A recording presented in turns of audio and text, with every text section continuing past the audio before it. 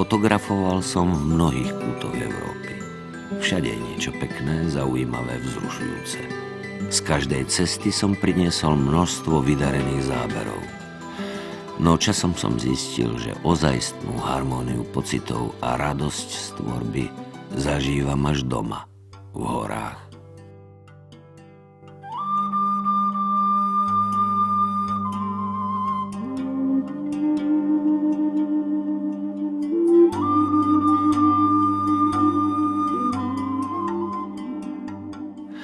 Len tu cítim pri fotení a filmovaní ozajstný pokoj v duši. A tak ciest za hranice ubúdalo, no za to som intenzívnejšie dral podrážky na horských cestičkách.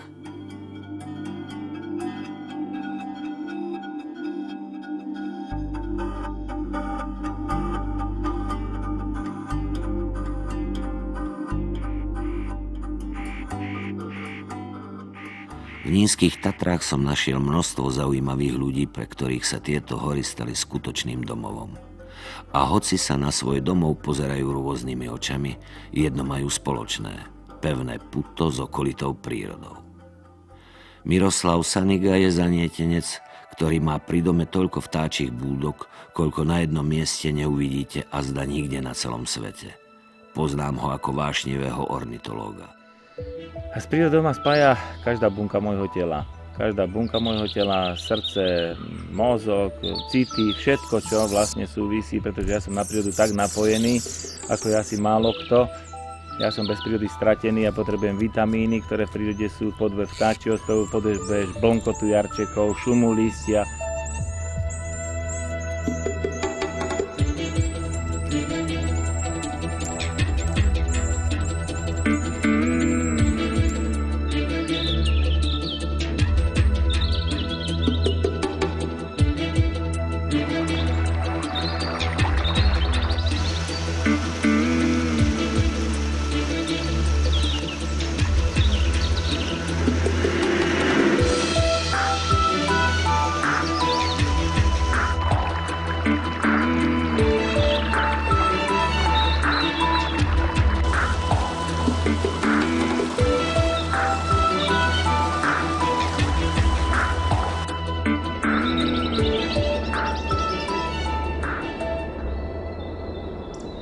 Kto by mal vedieť o prírode a vzťahoch v nej viac ako krajinný ekológ?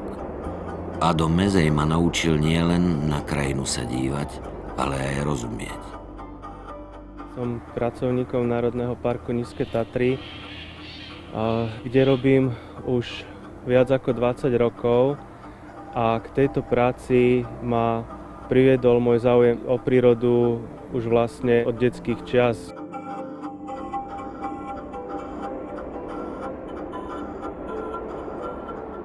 V súčasnosti je už tých vyše 20 rokov práca aj mojím koníčkom. Tí starí ľudia vedeli využívať prírodu pre svoje potreby, žili s ňou, brali si z nej, čo potrebovali, ale nikdy ju nedevastovali. A si myslím, že ten kladný postoj tých obyčajných ľudí v úvodzovkách formoval aj môj postoj k prírode. Podstatnú časť poľnohospodárskej výroby tvorila chov dobytka a oviec, salašníctvo.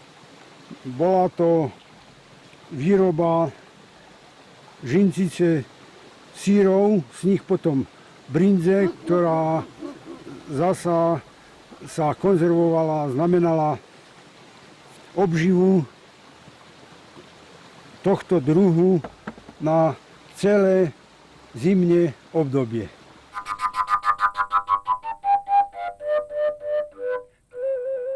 K bačovaniu som sa dostal ako od chlapca. Otec mi robil na salaši, bavilo ma to, tak ovce mi prirastli k srdcu. A to ma baví furt. Vyučil som sa vo fabriky, fabrika ma nebavila. Odišiel som sem a tu mi je dobré. Bačovia Milan Aux a Palo Majerčík sa snáď pre svoju profesiu narodili. Vďaka ním som nadobudol pocit, že salašníctvo a chov oviec je skôr poslanie ako profesia. Bodaj by bolo viac takýchto ľudí, aby táto odveká profesia nízkych Tatier nezanikla.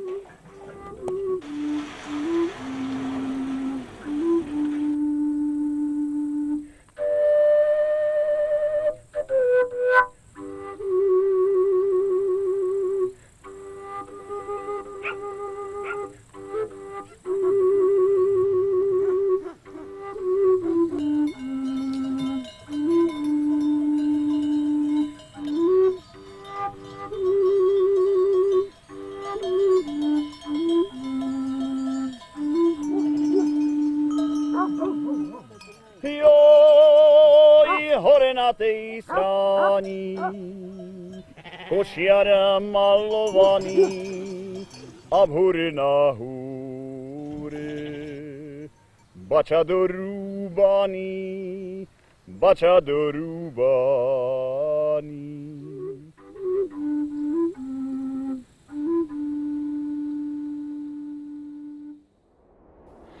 Marcel Melicherčík je chatár.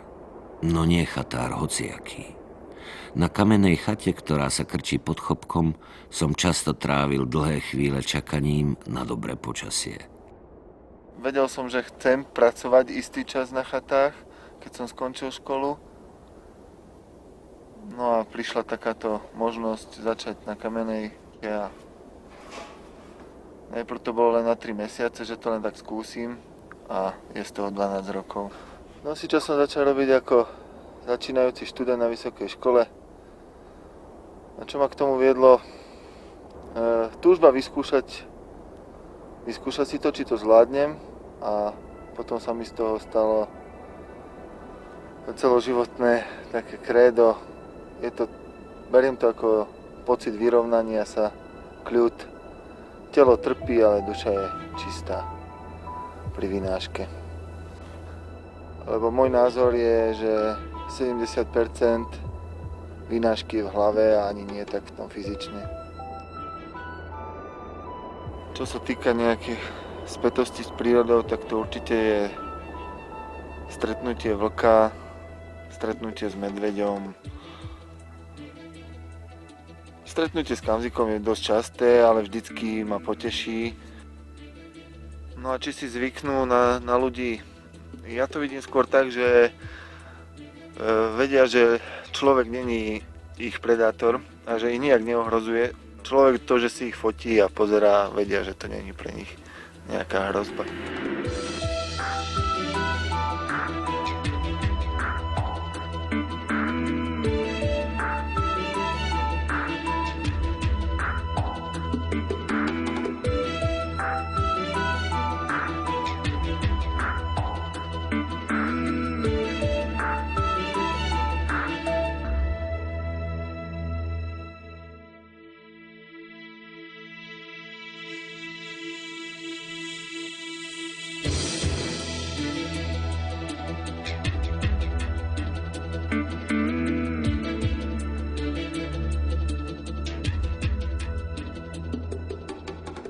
Sedel som pri okne a uchlipkával Marcelov bylinkový čaj.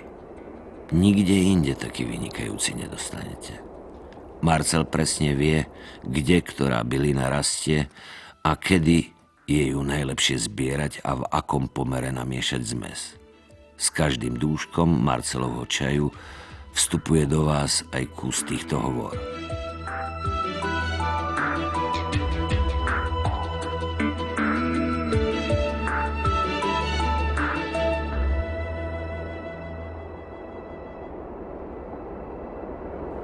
Niektoré zákutia prírody objavíte iba s ľuďmi, ktorí v nich prežili nie jeden deň. Takýmto spoločníkom dohovor sa mi stal Michal Stromko. Ukázal mi nové zákutia nízkych Tatier, Liptova a Hore Hronia a utvrdil ma v tom, že v nízkych Tatrách je stále čo objavovať. Od hor som sa odlúčil v čase dospievania, kedy som spoznal ten mestský život a stratil som nejak tak na hodnotách. Pohltil ma konzumný svet a postupne času som začal lyžovať. Začal som viac poznávať tie hory, hlbšie do nich chodiť aj na miesta, kde civilizácia nepôsobila. Vtedy som sa tak začal aj zamýšľať nad samým sebou a objavil som nové hodnoty, ktoré mi práve hory ukázali. Jeden pohľad je, keď sa nahoru pozerám z dola a poviem si, že tam chcem ísť. A musím práve pre túto cestu vydať určité úsilie. A keď som už hore a pozriem sa na civilizáciu, tak je to niečo neskutočné, niečo pekné. A viem, že tam nemôžem zostať celý deň, celý týždeň, celý rok. A keď idem dolu, tak je aj trochu smutno za tým miestom. Mám to v pamäti. Uchováva sa to asi navždy. Každá túra má svoje čaro, každá prechádzka, každý pocit, ktorý mám na hrebení, je určitým spôsobom najsilnejší.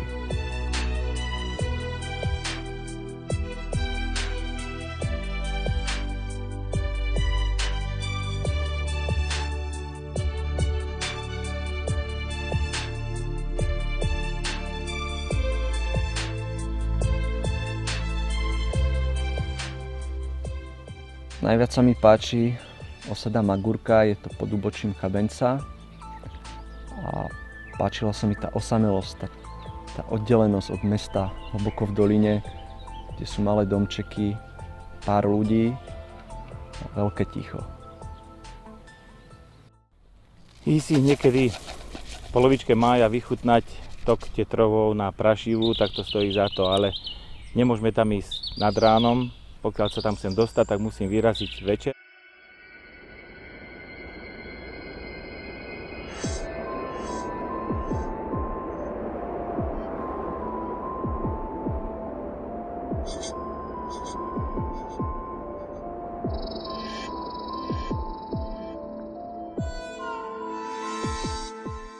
A keď už potom na Brieždení o tej 2:30 začujete tak to je zobudenie. To je najkrajší budíček, aký môže byť. Keď vás hore zobudí 15 tetrov, ktoré tokajú a ktoré sú takými rytiermi tých drsných podmienok, kde ešte stále je 2,5 metra snehu a musíte si nájsť len také miesto, kde ten sneh nie je, tak to sú pocity, ktoré sa nedajú zabudnúť do konca života. Myslím si, že pôjdu so mnou až na druhý svet.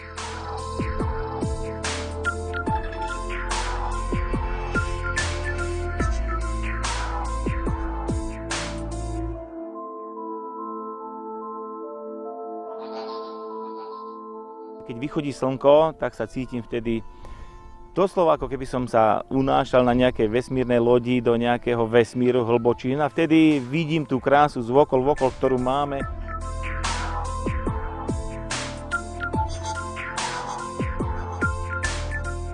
Ale najradšej to vychutnávam si tak, že sa doslova odosobním a moja duša sa vznáša a fyzično zostane tam na tom vrchu.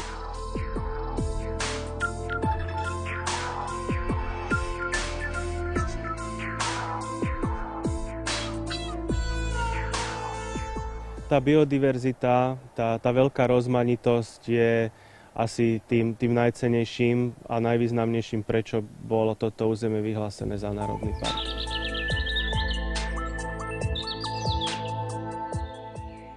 Každý máme svoje obľúbené miesta, kam sa radi vraciame. Pre mňa je takým rezervácia ohnište v Janskej doline.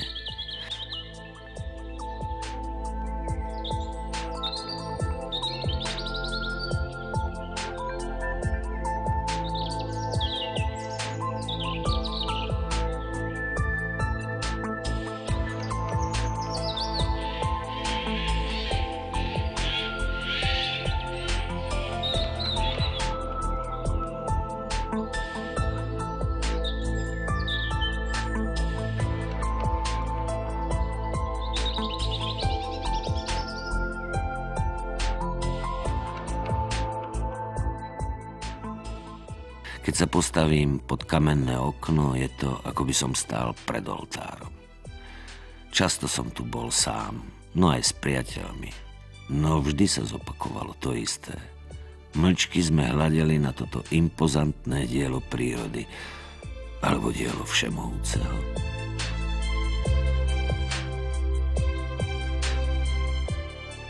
Podobné pocity zažívam pri Vrbickom plese v Demenovskej doline. Skoro ráno, keď ešte ani vietor nestihol vstať, v zrkadle vodnej hladiny sa len na malý okamih objaví tá najkrajšia tvár okolitej krajiny.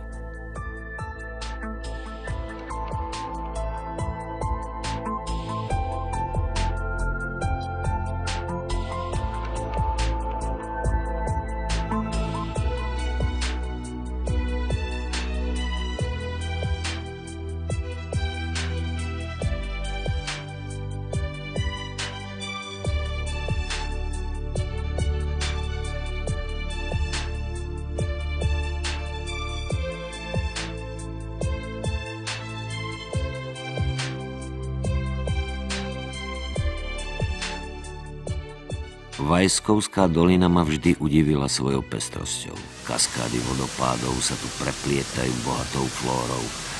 A keď ste dosť vytrvali a prejdete rezerváciou Skalka, ktorá ju ohraničuje, zrazu sa pred vami otvorí široký pohľad na hrebeň Nízkych Tatier. Pre milovníka prírody sú Nízke Tatry lákavé už na prvý pohľad.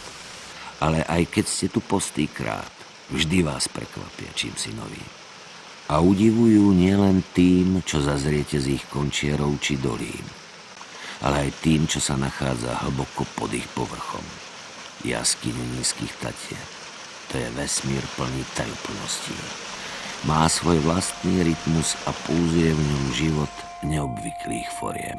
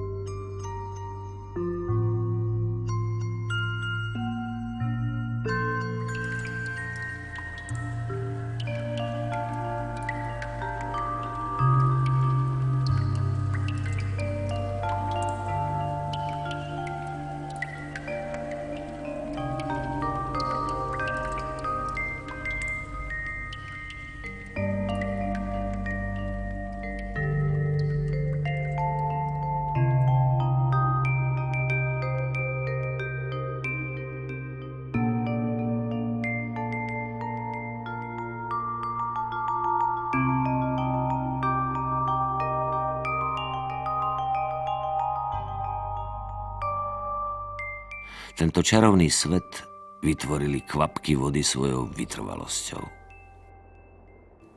Nad povrchom sa zase spojili kvapôčky vody do oblakov a hmiel a prelievajú sa z úbočí do dolín a zase stúpajú ku končierom, menia sa ako kulisy vo fascinujúcom prírodnom divadle.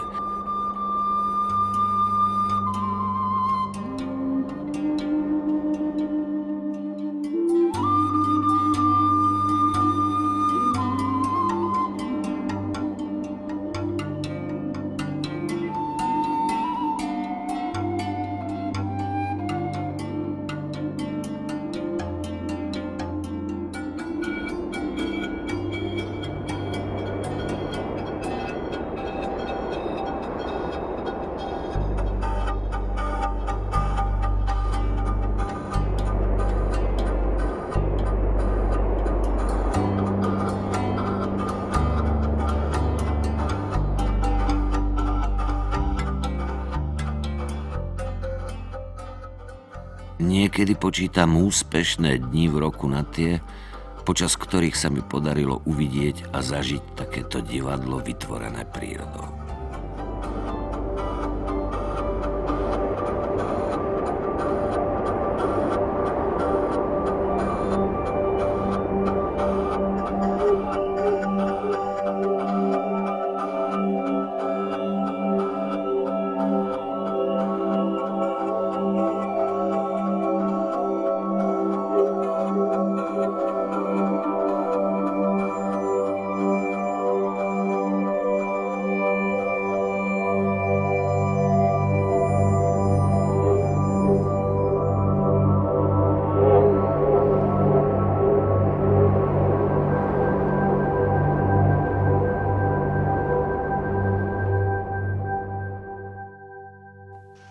A nakoniec voda, to je aj sneh. Milujem, keď mi vrzga pod nohami, no ešte viac, keď driftujem po ňom na lyžiach.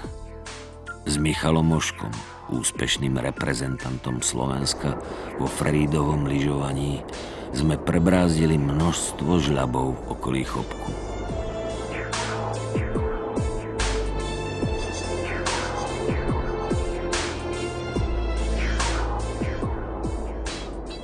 Freeriding je pre mňa niečo nové, čo doposiaľ som nerobil a ukázalo mi to veľa možností pohybovať sa v hore na lyžiach, tam, kde normálny lyžiar sa nedostane počas celého roka.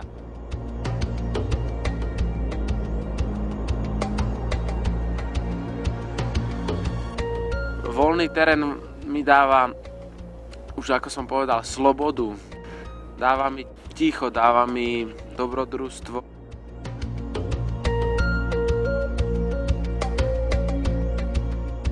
Vidno veľký rozdiel medzi zjazdovkou a voľným terénom v tom, že ste v srdci hôr.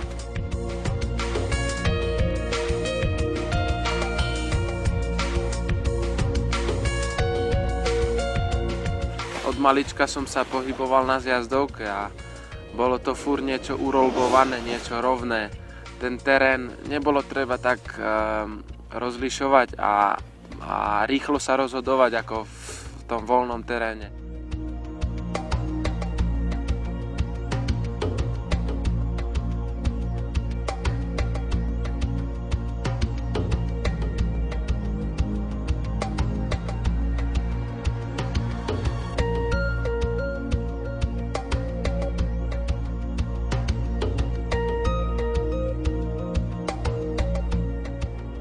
S freeridom som začal už ako malý, keď sme jazdili s kámošmi v lesíkoch, jazdili sme maličké žlabíky, jazdili sme za vyhliadkou v Jasnej.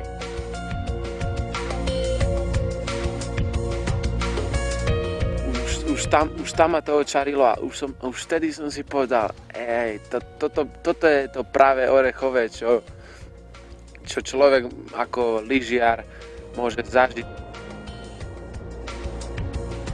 A hlavne tú lajnu treba prejsť s ľahkosťou. Nech vidno, že ste uvoľnení na tom svahu. Že proste žiadny stres, žiadne starosti, všetko je z hlavy von, len vaša lajna, vy, sneh, lyže. Dobrý pocit, vietor v ušiach. To je najkrajšie.